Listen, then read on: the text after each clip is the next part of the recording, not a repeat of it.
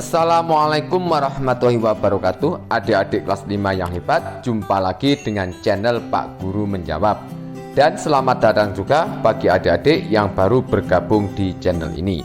Pada pertemuan kali ini kita akan membahas pembelajaran untuk kelas 5 tema 7 subtema 1 pada pembelajaran kedua. Sebelum mulai pembelajaran, siapkan dulu alat tulis dan buku siswa kelas 5 tema 7. Dan agar channel ini terus berkembang dan terus memberi manfaat, jangan lupa untuk subscribe, like, dan share. Nah, adik-adik kelas 5 yang hebat, mari kita mulai pembelajaran hari ini dengan penuh semangat.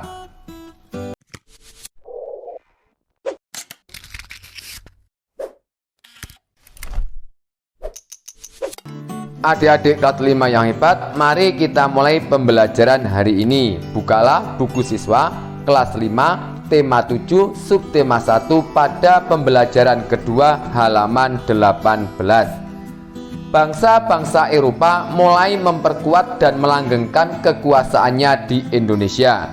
Mereka membentuk pemerintahan kolonial dengan berlaku tidak adil terhadap rakyat Indonesia. Adik-adik yang hebat, demi mewujudkan semboyan 3G, bangsa-bangsa Eropa di Indonesia membentuk pemerintahan kolonial di Indonesia. Tidak lagi hanya urusan perdagangan, pemerintahan kolonial yang mereka bentuk semata-mata hanya untuk melanggengkan dan memperluas kekuasaan mereka terhadap bangsa Indonesia. Penderitaan rakyat Indonesia pun makin bertambah. Pemerintahan kolonial melakukan penindasan-penindasan dengan membuat peraturan dan program kerja yang hanya menguntungkan pihak mereka sendiri, seperti kerja paksa, tanam paksa, dan lain-lain. Bagaimanakah pemerintahan kolonial di Indonesia terbentuk? Bagaimana pula kondisi rakyat Indonesia? Bacalah bacaan berikut dengan seksama. Silakan adik-adik membaca sebuah artikel yang berjudul Peristiwa-peristiwa pada masa pemerintahan kolonial Inggris. Kemudian dilanjutkan pada artikel kedua halaman 20 yang berjudul Peristiwa-peristiwa pada masa pemerintahan kolonial Belanda. Berikutnya pada Ayo Berlatih halaman 22. Pahamilah bacaan di atas. Buatlah perbandingan pelaksanaan pemerintahan kolonial Inggris dan Belanda. Buatlah perbandingan dengan menggunakan prinsip apa, di mana, kapan, siapa, mengapa, dan bagaimana. Mari bersama-sama kita mengisi kolom pada halaman 22. Pemerintah kolonial Inggris dan Belanda. Siapakah tokoh yang paling terkenal pada masa pemerintahan kolonial di Indonesia? Dari Inggris, Thomas Stamford Raffles, dan dari Belanda, Cornelis de Houtman, W. Daendels, Jansen, dan Van den Bosch. Di manakah daerah kekuasaannya? Inggris daerah kekuasaannya Sumatera, Ambon, dan Banda, sedangkan Belanda daerah kekuasaannya hampir seluruh wilayah Indonesia. Kapankah waktu pemerintahan kolonial di Indonesia dimulai? Inggris mulai tahun 1811 sampai tahun 1816, sedangkan Belanda mulai tahun 1602 sampai 1945. Kebijakan apa yang diambil selama pemerintahan kolonial berlangsung? Pemerintahan Inggris, sistem sewa tanah dan pembagian wilayah Pulau Jawa menjadi 16 wilayah karesidenan serta kerja rodi. Sedangkan Belanda, penyerahan hasil bumi, tanam paksa, undang-undang agraria, dan kerja rodi. Bagaimana kondisi rakyat pada masa pemerintahan kolonial? Kondisi rakyat pada masa pemerintahan kolonial Inggris sangat menderita, dan pada masa pemerintahan kolonial Belanda juga sangat menderita. Kemudian ayo berdiskusi halaman 23. 1. Bentuk kelompok diskusi yang beranggotakan 3-5 siswa. 2. Lakukan diskusi kelompok mengenai permasalahan berikut. A. faktor-faktor pendorong terjadinya penjelajahan samudra bangsa-bangsa Eropa. B. Ringkasan peristiwa dibentuknya VOC. Dan C. Kondisi rakyat Indonesia pada pelaksanaan tanam paksa. Mari bersama-sama kita menjawab pertanyaan di atas. A. Faktor-faktor pendorong penjelajahan samudra karena rempah-rempah sangat mahal di Eropa. Pada waktu itu, pasokan rempah-rempah disalurkan ke Eropa dilakukan melalui jalur darat di Konstantinopel. Konstantinopel dikuasai oleh Turki, sedang berselisih dengan bangsa-bangsa Eropa, sehingga pasokan rempah-rempah menjadi tersendat. Bangsa-bangsa Eropa membutuhkan rempah-rempah untuk pengawet makanan, obat-obatan, dan bumbu masak. Oleh karena itu, bangsa Eropa membuat alternatif baru dalam memasok kebutuhan mereka atau mencari kekayaan, yaitu mencari daerah sumber penghasil rempah-rempah, dan pencarian ini dilakukan melalui jalur darat. Dalam mencari kekayaan, misi mereka juga diikuti oleh misi penyebaran agama, sesuai dengan perintah pemuka agama bangsa-bangsa Eropa. Misi khusus tersebut dianggap tugas suci dalam menyebarkan ke daerah jajahan dan dipelopori oleh bangsa Portugis. Adanya keinginan mencari kejayaan atau glori di Eropa, ada anggapan bahwa apabila suatu negara mempunyai banyak tanah jajahan, negara tersebut termasuk negara yang jaya, sehingga negara-negara di Eropa berlomba-lomba untuk mencari tanah jajahan sebanyak-banyaknya. Perkembangan iptek atau ilmu pengetahuan dan teknologi dengan ditemukannya kompas untuk menjelajah, dikembangkannya teknik pembuatan kapal untuk menjelajah samudra, dan ditemukannya mesiu untuk persenjataan. Kemudian B. Ringkasan peristiwa dibentuknya VOC. Belanda sampai di Indonesia pada tahun 1596. Kemudian makin banyak pedagang-pedagang Belanda yang ada di Indonesia dengan memiliki armada kapal sendiri.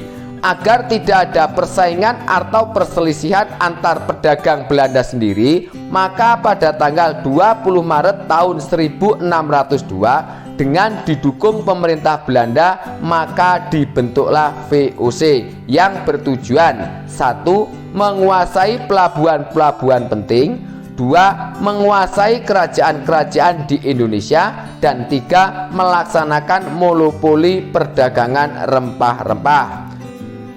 C. Kondisi rakyat Indonesia pada masa pelaksanaan tanam paksa. Pelaksanaan tanam paksa kondisinya sangat memberatkan rakyat Indonesia.